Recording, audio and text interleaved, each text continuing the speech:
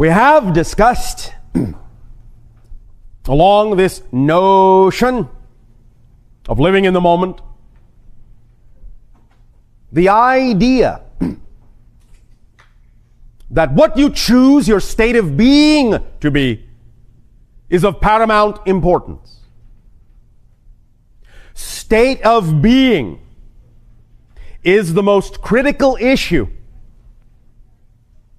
which is why in The Secret it was mentioned that the secret to the secret was simply choosing to be happy.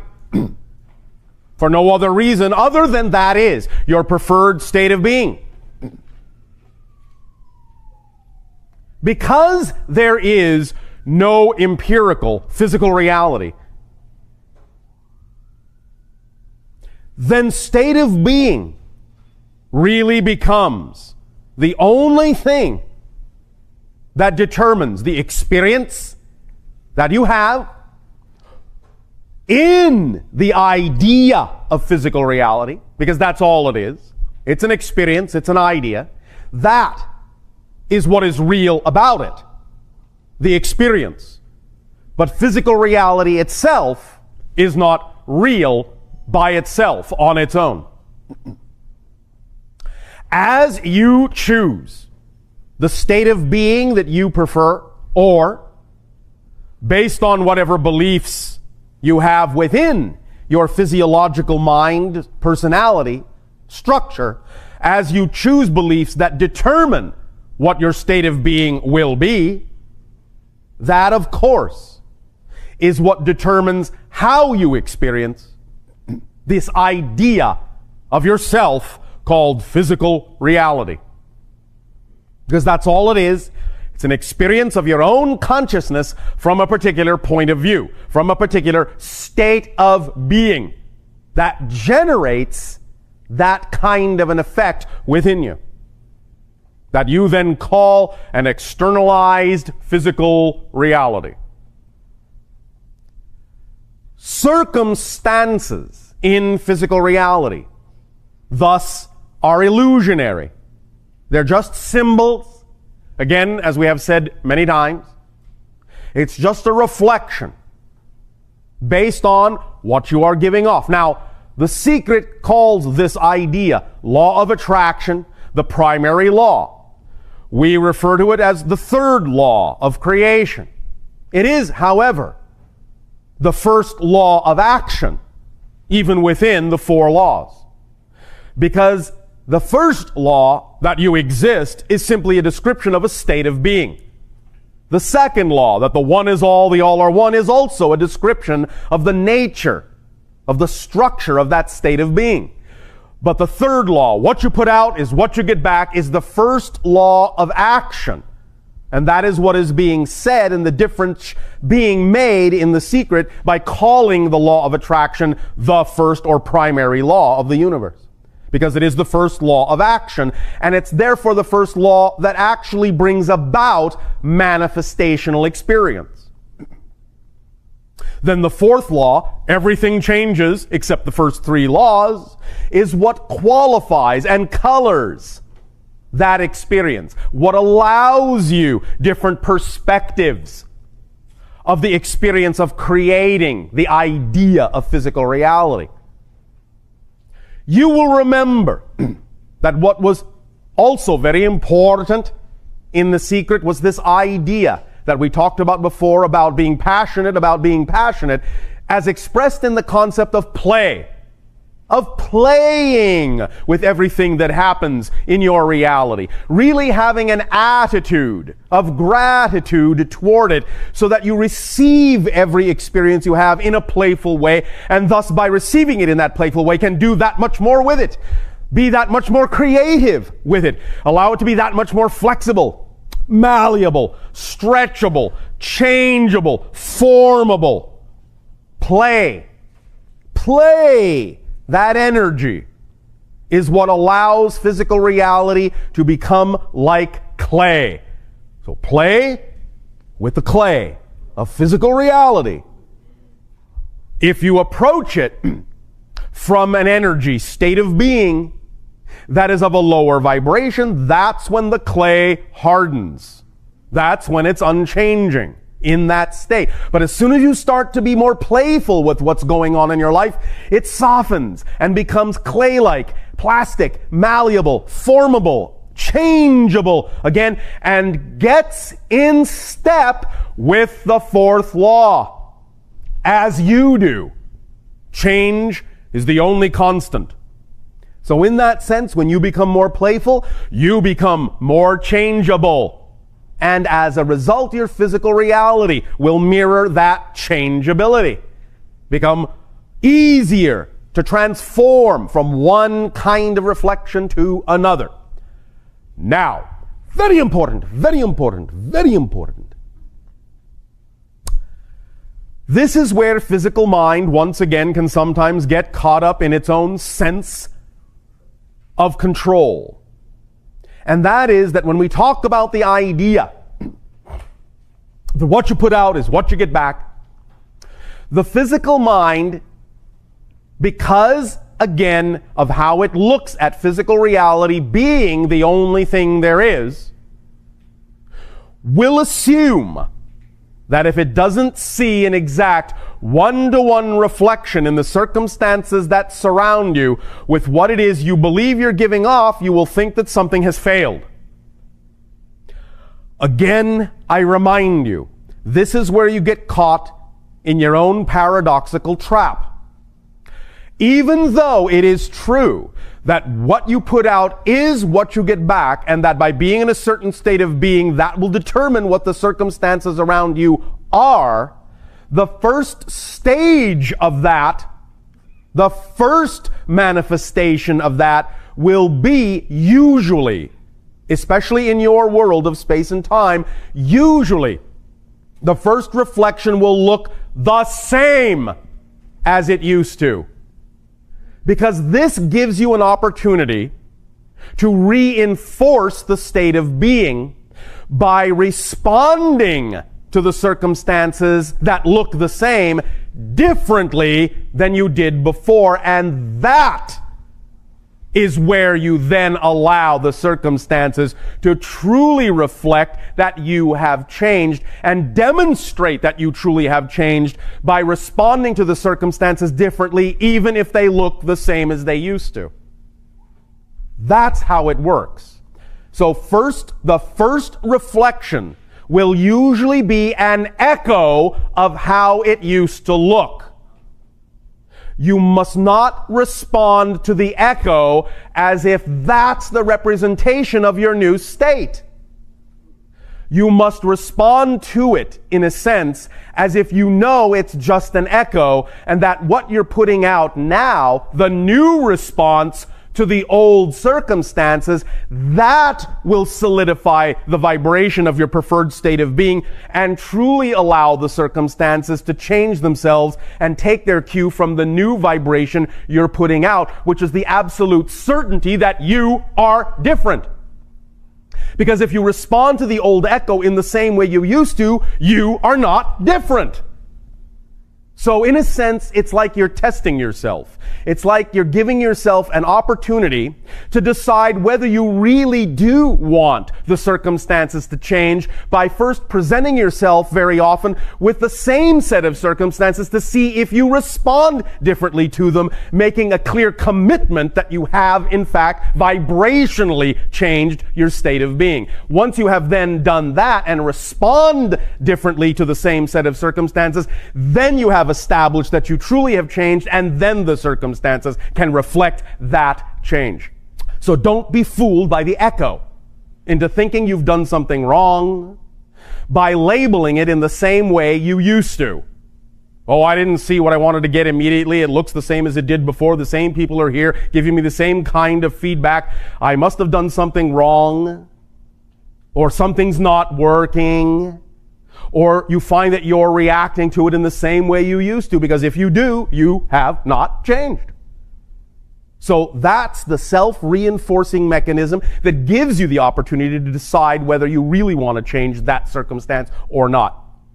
Because again, remember, all belief systems by definition are self-reinforcing. They have to be. If belief systems were not self-reinforcing and making themselves seem like the only thing there is to believe in, you wouldn't be able to have an actual distinct, discrete belief system experience. If beliefs did not come with a self-reinforcing mechanism, you wouldn't be able to have a discrete physical experience. And because they come with a self-reinforcing mechanism, when you change your vibrational state, one of the last things to fade will be the self-reinforcing mechanism. It will present the same scenario to you once again, but it will be presented not as a concrete reality, but only as an illusion, only as an echo of what was, to give you a chance to really decide that you will break through that self-reinforcing mechanism by defining and labeling it differently than you used to, proving that you have changed, thus allowing the reflection to then truly come. That's how that works. Use that mechanism to your advantage by understanding very clearly.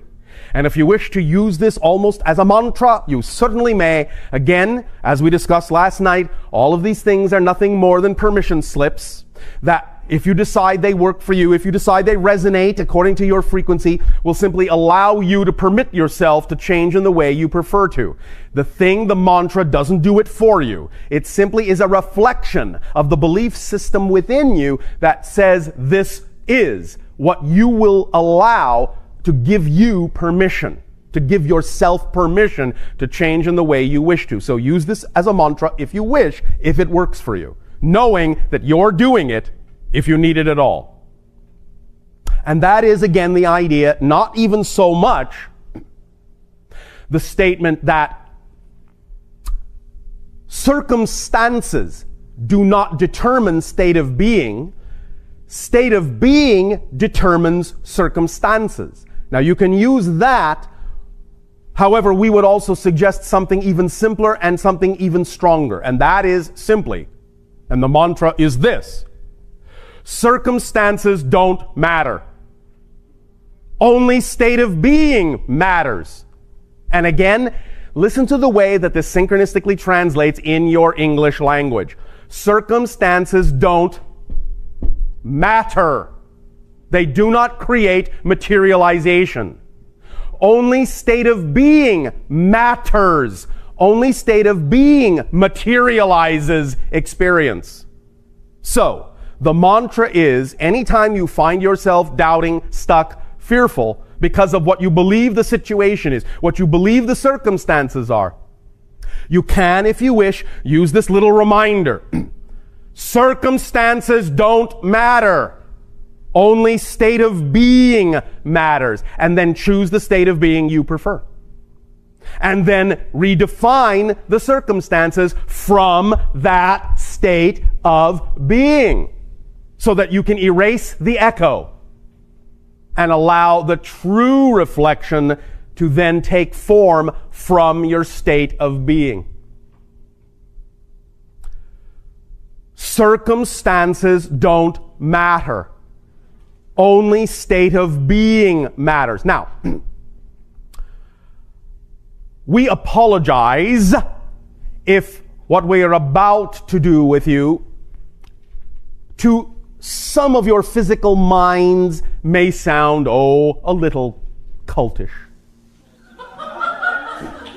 It isn't meant this way. It's simply meant to express to you something very important. It's one thing very often to your physical minds when you hear someone else's voice say something. It's another when your own voice says it. So, repeat out loud after me. Circumstances don't matter. Circumstances don't matter. Only my state of being matters. Only my state of being matters. Now, do it with excitement in a calm way. Because what this begets is simple certainty. Repeat. Circumstances don't matter. Only my state of being matters. One more time. Circumstances don't matter. Only my state of being matters. One more time. Circumstances don't matter. Only my state of being matters. Understand. When you say this to yourself in your own vibrational voice, you will start to listen. Because what you're doing by making this statement is what we talked about earlier. You are voicing a message from the higher self in language the physical mind understands. This mantra and all mantras of this nature are exactly that kind of tool. It is a way of translating for the physical mind in terms it can understand a communication from the higher self. That's why they're powerful, if you agree that it's a permission slip that works for you. So, anytime you find yourself in doubt, in fear, confused about the circumstances going on, stop. Say to yourself, out loud, no matter how many people might think you're crazy. Yes, of course, yes, of course, yes, of course, you can say it inside your head if you wish to.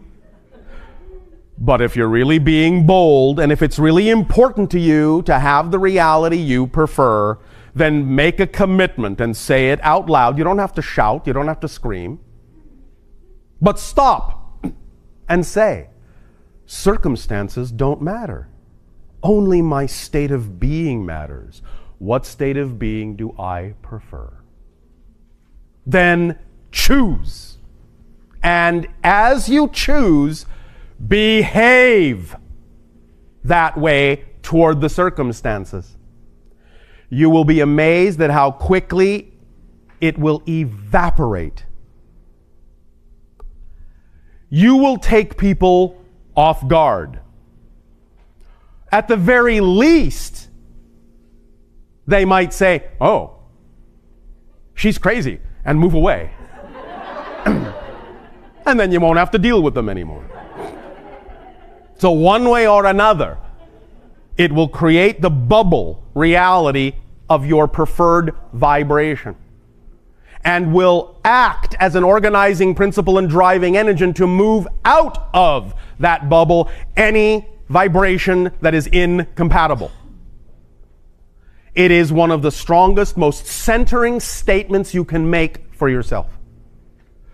Circumstances don't matter. Only my state of being matters. What state of being do I prefer? Then behave that way. That's all there is to that idea of centering. That's all there is to the idea of redefining, re-identifying yourself, and remaining on the cutting edge, the leading edge, the crest of the wave of the transformation. That's really all it takes. Now, to whatever degree your physical mind's belief system will allow you to believe that is your process to work on, if such a process is even needed.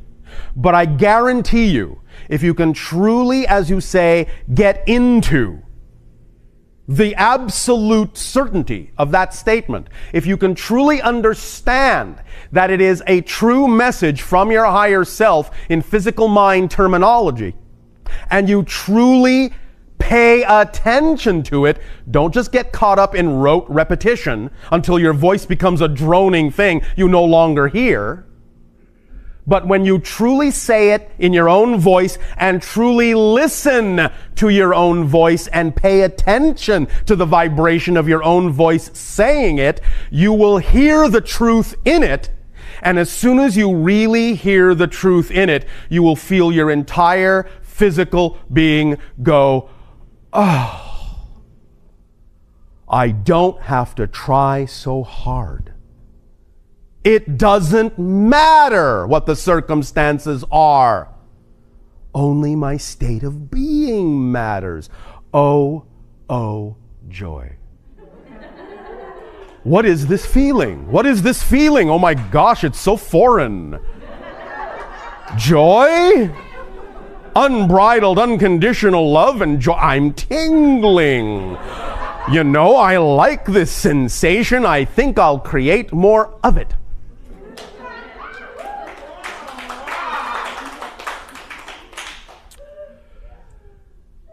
Now, then.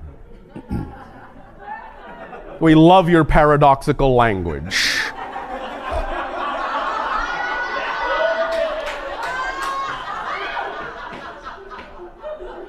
No wonder you're so confused.